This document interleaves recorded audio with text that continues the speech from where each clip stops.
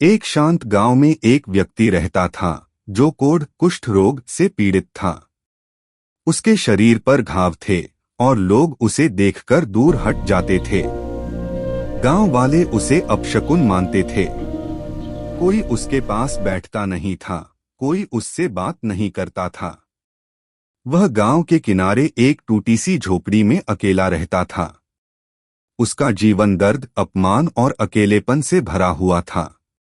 दिन रात वह एक ही प्रश्न सोचता, क्या मैं इतना बुरा हूं कि कोई मुझे छूना भी नहीं चाहता। उसके मन में निराशा घर कर चुकी थी।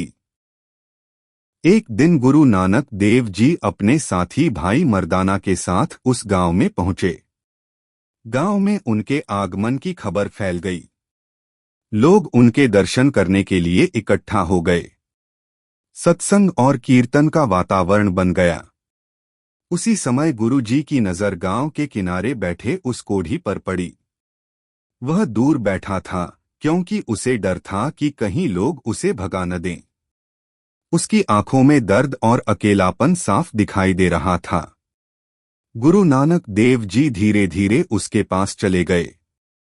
यह देखकर लोग घबरा गए और बोले, गुरु जी, उसके पास मत जाइए, वह कोढ़ी है। लेकिन गुरु जी ने किसी की बात पर ध्यान नहीं दिया। वे उसके सामने बैठ गए। उन्होंने प्रेम से पूछा, भाई, तुम यहां अकेले क्यों बैठे हो? वह व्यक्ति कांपती आवाज में बोला, मुझे सबने छोड़ दिया है।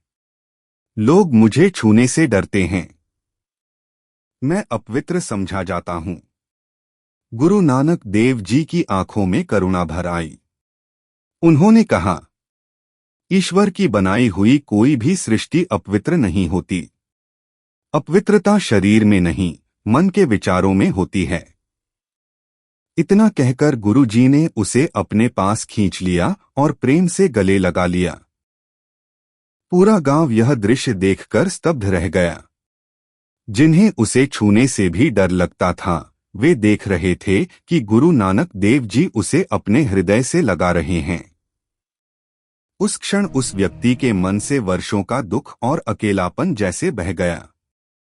उसकी आंखों से आंसू बहने लगे, लेकिन वे दुख के नहीं, बल्कि अपनत्व और प्रेम के आंसू थे।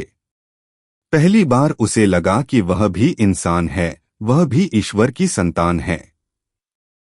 गुरु जी ने गांव वालों की ओर मुड़कर कहा, यदि तुम ईश्वर से प्रेम करते हो तो उसकी हर रचना से प्रेम करो।